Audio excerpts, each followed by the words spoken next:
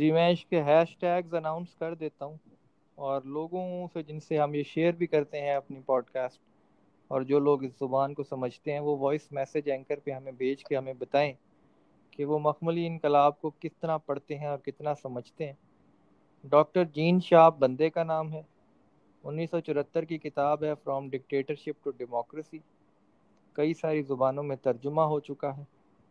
Albert Einstein institute Google پہ type کیا جائے، 198 طریقے بتائے گئے ہیں جن کے ذریعے کسی بھی ملک میں بیٹھے بیٹھے حکومت کو بغیر ایک پتھر مارے بھی ختم کیا جا سکتا ہے۔ اسے کلرڈ ریولوشن یا مخملی انقلاب کہتے ہیں۔ بک کی بیک سائڈ پہ یا کامنٹیٹر نے ایک بات لکھی جو میں کرنا چاہوں گا کہ ان 198 نکات میں سے ایک ایک نقطہ ایک ایٹم بم سے زیادہ خطرناک ہے۔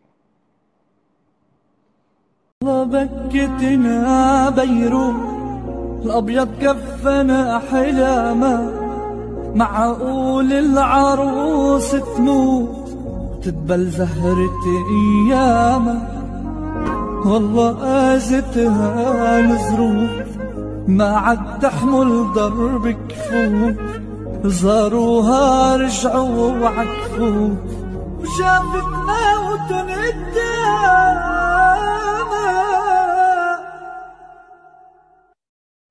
والله بكتنا بيروت الأبيض كفنا أحلامه، معقول العروس تموت تدبل زهرة أيام.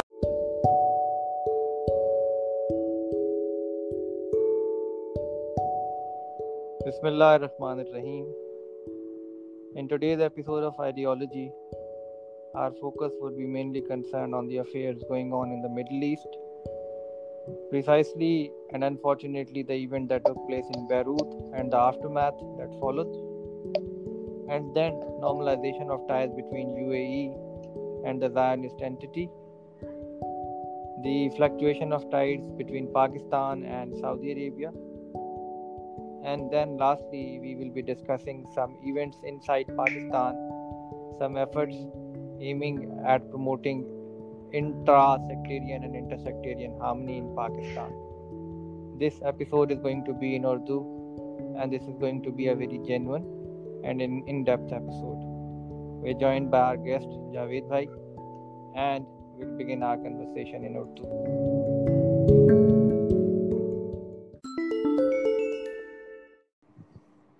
جی جاوید بھائی السلام علیکم. جی وعلیکم السلام. ولی بھائی کیسے ہیں؟ خیریت سے ہیں؟ ٹھیک ٹھاک ہیں؟ الحمدللہ جی، کورونا کے باوجود اور ملکی اور عالمی حالات کے باوجود خدا کا لاکھ کرم ہے کہ اس نے ایک ہفتہ اور خیریت سے گزار دیا. جی اللہ کا شکر ہے. ابھی تو آپ کو زیادہ شکر گزار ہونا چاہیے کیونکہ حکومت نے نارمیلسی کی طرف ایک رجحان بنا لیا ہوا ہے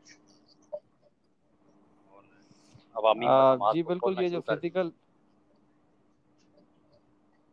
فزیکل نارملنسی تو حکومت نے اناؤنس کر دی ہے.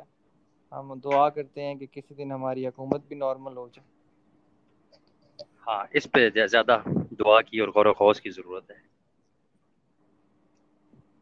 جی بالکل، یہ اٹھان اور اٹھنا بیٹھنا تو ہم نے بہت کر لیا ہے، تو ہمیں کوئی مضبوط سنجیدہ دور رست سوچنے والی حکومتیں چاہیے. خیر اس موضوع پہ بات ہو سکتی ہے. یہ بتائیے کہ بیروت دھماکے کے بعد کی انفارچونیٹ نیوز اور حالات کس طرف جا رہے ہیں؟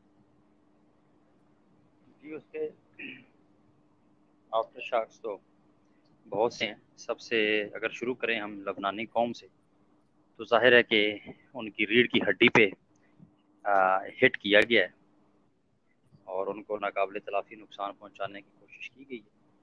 بہرحال اس میں جو دوست ممالک ہیں، لبنان کے دوستوں کی بات کر رہا ہوں، تو ان کا جو ریسپانس ہے کے سیم سر کے آغاز ہوا، ہر جس طریقے سے انسانی ہمدردی کی بنیاد پہ اور دوستانہ تعلقات کی بنیاد پہ جس طرح امداد بہم پہنچائی ہے وہ قابل تعریف ہے. اور امید کرتے ہیں کہ جو اچھے دوستوں نے لبنان کی تعمیر نو کا ایک بیڑا اٹھایا ہے یا ارادہ ظاہر کیا ہے، تو وہ بھی انشاءاللہ لبنان کے لیے ایک اچھا شگون ثابت ہوگا.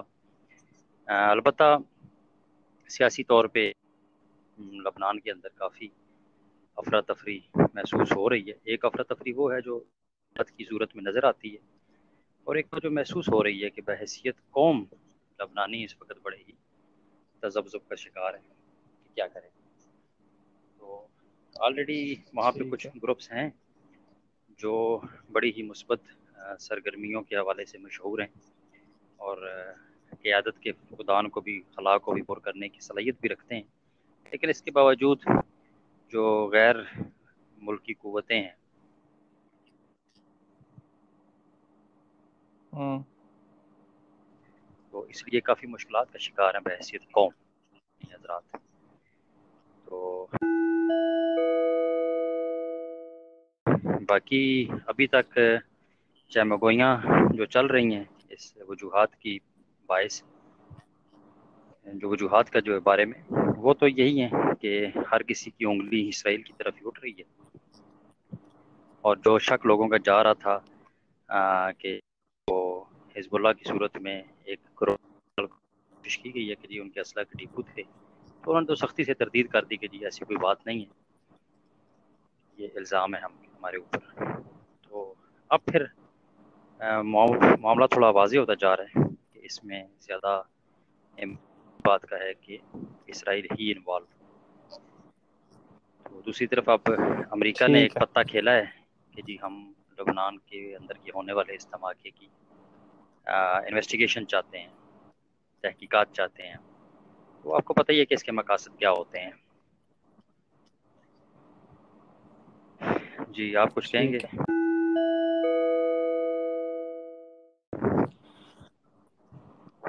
آج بیلاروس ایک ملک ہے جی رشیا جی کے ساتھ. وہاں کے جو پریزیڈنٹ صاحب ہیں وہ 6ٹھی دفعہ منتخب ہوئے ہیں ریسنٹلی الیکشن صحیح. میں. تو جب 6ٹھی دفعہ ری الیکٹ ہوئے ہیں تو اپوزیشن نے حسب عادت ہر ملک کی طرح دھاندلی کا الزام لگایا. تو پورشنکو صاحب کے خلاف تھوڑے بہت مظاہرے شروع ہو گئے، پولیس کا استعمال کیا گیا، تو اپوزیشن میں ایک آدھی موت واقع ہو گئی، اور اس کو لے کے مزید لوگ باہر آ گئے ہیں. ابھی یہ پیسفل پروٹیسٹ ہیں. اس اثناء میں پورشینکو صاحب نے ایک بات کی ہے جو میں لبنان پہ تطبیق کروں گا، صحیح.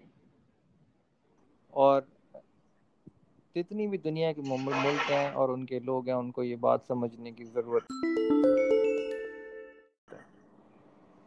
انہوں نے کہا ہے جی کہ ہمارے خلاف کلرڈ ریولوشن کی ترکیبیں استعمال نہ کی جائیں، اچھا. کیونکہ ہم ان سے بخوبی واقف ہیں. صحیح. یہ ایک الگ مضمون ہے جس پہ بات کی جا سکتی ہے. میں کلرڈ ریولوشن پہ بات صحیح. کرنا چاہتا ہوں.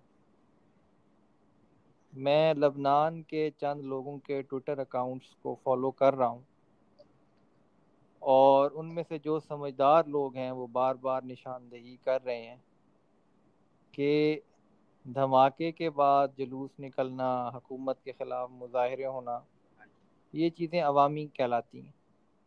لیکن ان مظاہروں میں تشدد آ جانا، وائلنس آ جانا، املاک کو نقصان پہنچانا، اور مخصوص جگہوں کو نقصان پہنچانا، مخصوص بولی بولنا، وہ بولی جو آج تک امریکہ اور اسرائیل بولتے آ رہے ہیں، یہ نشاندہی کرتی ہے کہ بات اسکرپٹ اسی طرح ہی لکھا گیا تھا.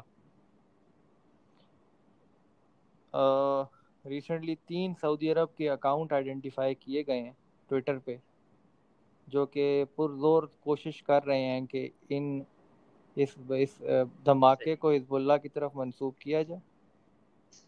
اور یہ اکاؤنٹس آج نہیں بلکہ پہلے بھی اسی کام میں مصروف رہتے ہیں. البتہ جیسے آپ نے کہا کہ لبنان کی حکومت اور لوگ اور ریزسٹنس گروپ اتنا کمزور نہیں ہے جتنا امریکہ اور اسرائیل سمجھ رہے ہیں.